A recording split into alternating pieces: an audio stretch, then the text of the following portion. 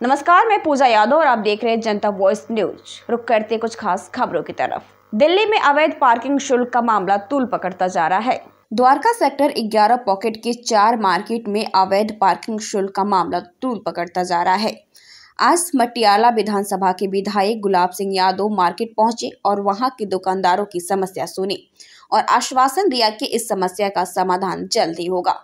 Market association द्वारा आज आंदोलन किया गया, जहां सभी द्वारका के मार्केट एसोसिएशन के लोग एकजुट हुए और अपनी बात रखी। इस आंदोलन के दौरान पार्किंग शुल्क ले रहे कॉन्ट्रैक्टर ने विधायक गुलाब सिंह के साथ बदसलूकी की। पार्किंग ठेकेदार ने कॉन्ट्रैक्ट पेपर भी मांगे गए, लेकिन उनके पास ये पेपर्स भी नहीं मिले।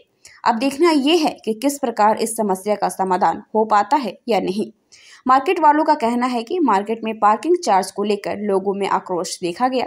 मैं संजय जिंदल मार्केट एसोसिएशन से हूँ। यहाँ पे जो हमारा ये 24 तारीख से प्रोटेस्ट चल रहा है इसके पार्किंग के खिलाफ, उसके लिए हम लोगों का यही कहना है, जो भी ये तरीका दिया गया है ये बहुत गलत और अवैध है। तो इसके लिए हमारा प्रोटेस्ट जारी रहेगा। ये बिल्कुल गलत है, क्योंकि हम लोग दुकानदार यहाँ पे इतने दिनों में सर्वाइव नहीं कर पाए हैं कोरोना की वजह से, और जो ये चार्जेस लगा रहे हैं बिल्कुल काम ख़त्म हो चुका है। ग्राहक की आपको बिल्कुल ख़त्म हो चुकी है मार्केट से।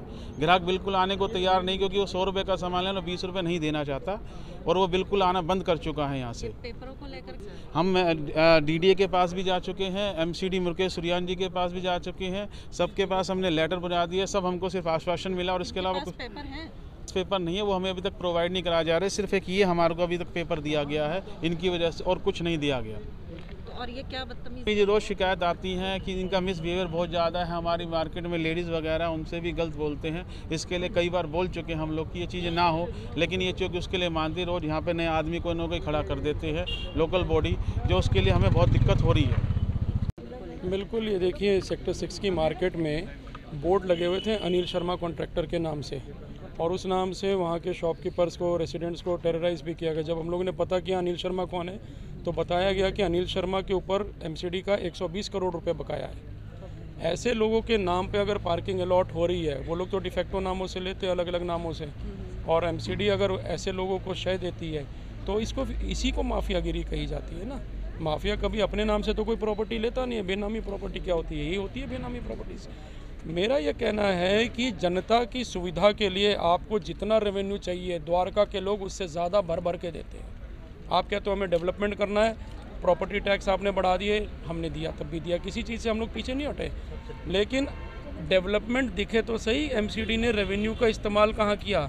आज हमसे अगर पार्किंग के नाम पे अगर रेवेन्यू जनरेट ये करना चाह रहे हैं, तो द्वारका के मार्केट्स में नरेंद्र मोदी जी की सरकार बनने के बाद 2014 में 6 मार्केट में बीओटी टॉयलेट बनाने का काम था एमसीडी का। एक बनाया हो तो हमें बता दीजिए।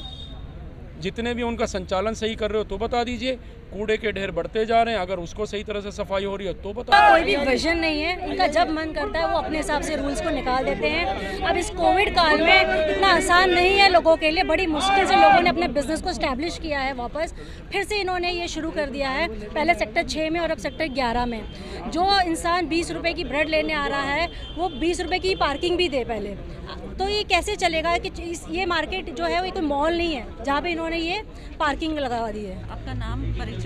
मेरा नाम मोनिका मिगलानी है और यहाँ पे मैं विधायक जी की प्रतिनिधि हूँ। मैम, सबसे पहले मैं करेक्ट कराना चाहूँगी कि द्वारका की जो 351 सोसाइटी है, फेडरेशन ऑफ सीजेएचएस द्वारका लिमिटेड, उसकी मैं प्रेसिडेंट हूँ। तो काफ़ी सालों से नहीं, 22 साल मैंने इस द्वारका में रही हूँ, और मैं कह सकती हूँ कि ये मेरी कर्मभूमि और जन्मभूमि तो नहीं कहूँगी, कर्मभूमि है। और यहाँ पे साल दर साल कॉमन एरिया में जो टैक्स लगा है उसको हमने वेव ऑफ कराया है। मुझे नहीं समझ में आता कि हमें कॉमन एरिया के लिए जहाँ हम रह रहे हैं वहाँ पे टैक्स देने की क्या ज़रूरत है। उसके बाद आता है हाउस टैक्स पे जो हमें रिबेट मिलता था वो हर साल लगा दिया जाता है, और हर साल द्वारका के लोग फेडरेशन जा कर के उसको वेव ऑफ कराती है। तो मुझे आज तक नहीं समझ में आया कि हमें भीख मांगने की क्यों ज़रूरत पड़ती है। क्या हम आपके लोग नहीं हैं? क्या नहीं लगता है कि हमारा ये हक है और हमें ये दिया जाए?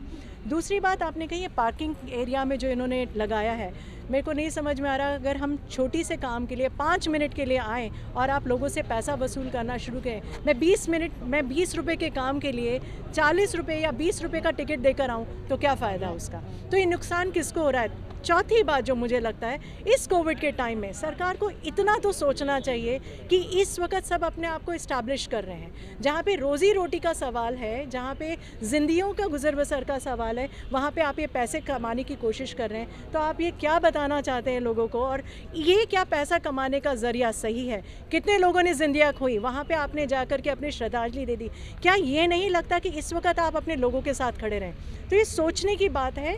और जैसे कि गुलाब सिंह जी ने कहा कि एमसीडी पे पूरा वर्चस्व अभी बीजेपी का है और वो कुछ भी काम नहीं कर रही है। 15 सालों से हम देख रहे हैं और उनका कोई भी कंट्रीब्यूशन नहीं रहा है, हमेशा वो लोगों को हरास करते हुए आए।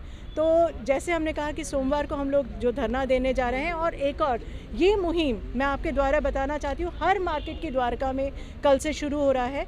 जैसे कि कल सेक्टर 6 में हम लोग 11 बजे मिल रहे हैं, उसी तरह हम लोग कोशिश करेंगे कि 4-5 की जितनी भी बड़ी मार्केट है, 22-23, सब लोग हम लोग आएँ और इसका हम पुरजोर विरोध करें। Thank you.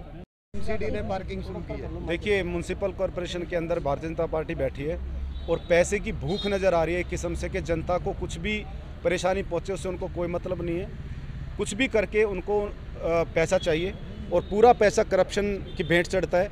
आप देखेंगे इस मार्केट के अंदर, छोड़िए पूरी द्वारका की कौन सी मार्केट है जहाँ पे ठीक ठाक सा सुलभ शौचालय जो साफ़ सुथरा आप दिखा दें मुझे पूरी द्वारका में, तो मैं मान जाऊँगा ठीक है आप लोग पार्किंग शुल्क ले लीजिए।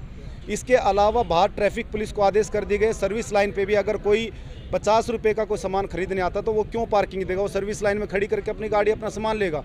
लेकिन बाहर ट्रैफिक वालों को आदेश कर दिए गए कि गाड़ी को टो करिए ताकि लोग ज़बरदस्ती अंदर आए। तो एक किस्म से ये बिल्कुल हिटलरशाही है म्यूनसिपल कॉरपोरेशन के अंदर भारतीय जनता पार्टी की। और हम सोमवार को सिविक सेंटर को घेरने जा रहे हैं। आम आदमी पार्टी के तमाम हमारे काउंसलर, नेता विपक्ष और मैं स्थानीय विधायक होने के नाते मेरा ये फ़र्ज़ बनता है कि मैं अपनी जनता का साथ दूं। मैं भी इनके साथ जा रहा हूं और वहां पे कमिश्नर भी होंगे, मेयर भी होंगे, डिप्टी मेयर भी होंगे और वहां पे जाके हम सैकड़ों की संख्या में लोग जा रहे हैं ताकि इनकी जो तानाशाही है या इनके जो बहरे कान हैं उनको खोला जा सके और जनता की पीड़ा को बताया जा सके। लेकिन साथ में ये भी है कि जिस दिन सदन चलेगा, मैं सदन में दिल्ली सरकार की तरफ से मेंबर भी हूं, मैं खुद भी और हमारे नेता विपक्ष और तमाम काउंसलर इस बात का पुरजोर विरोध करेंगे और इस बार सदन को चलने नहीं देंगे। तो इस द्वारका क्लब फेडरेशन के प्रेसिडेंट है, तो आप शुरू से इस आंदोलन से जुड़े हुए हैं, अब तक क्या समाधान निकलने के? देखो जी, इसका अभी तक कोई समाधान नहीं निकला है और इसमें 2-3 चीज़ें मैं आपको बताना चाहूँगा। जो अभी विधायक जी भी यहाँ आए थे और भी दूसरी पार्टियों के लोग भी यहाँ पर थे, टेक्निकल बात अभी तक किसी ने नहीं की है। मैं आपको कुछ पॉइंट्स बताता हूँ। जैसे एक प्रक्रिया होती है किसी भी चीज़ को, जो ये जहाँ पर आप खड़े हैं कमर्शियल लैंड है, ये मिक्स लैंड यूज़ में थी और इसके प्लॉटिंग करने के बाद जो इनका मिनिमम जो एक रेट फिक्स किया था डीडीए ने, उस पर सारी चीज़ें कैलकुलेट की गई थी कि इसके सामने ये आपका 250 मीटर का प्लॉट है या 500 मीटर का प्लॉट है, इसके टुकड़ों में बांट कर 200, 250 मीटर के ये प्लॉट हैं। तो जितना भी इसके सामने खुला स्पेस है उसकी जो वैल्यू रखी गई थी, मिनिमम ऑक्शन में जो वैल्यू रखी गई थी, रिजर्व प्राइस जिसको बोलते हैं हम, वो तब रखी गई थी, इसके लैंड कॉस्ट उसमें इंक्लूड थी। अगर वो जिस आदमी ने ऑक्शन में ये प्रॉपर्टी खरीदी है उसमें ये जगह इंक्लूड थी, तो डीडीओ को कोई अधिकार नहीं है इसको दोबारा से कारपोरेशन को हैंडओवर करे या कारपोरेशन इसमें पार्किंग चार्ज ले। ये जो प्रॉपर्टी है ये मार्केट एसोसिएशन की प्रॉपर्टी है, इसका पैसा डीडीओ को ये दे चुके। आप उसकी प्रक्रिया में पूरा जाए और उनसे वो देख लें। इसीलिए डीडीए ने इसको कारपोरेशन को कोई भी चीज़ ऐसी सबूत के साथ नहीं दी है कि आप इसका टेंडर निकालो, और ना ऐसी कोई प्रक्रिया पूरी की गई है। इस ज़मीन का पैसा ऑलरेडी ये प्लॉट वाले जिन्होंने ऑक्शन में लिया था वो पे कर चुके। इस पर ये पार्किंग अवैध है। तो आपके हिसाब से ये एसडीएमसी ने क्या ये भ्रष्टाचार किया है? देखो, ये जिसने भी किया है, एमसीडी ने किया है या दूसरी एक प्राइवेट संस्था जो भी जिसकी ये पर्ची बना रहे हैं उस पर दूसरा कोई कंपनी का नाम लिख रहे हैं, जिसने भी ये किया है ये अवैध है।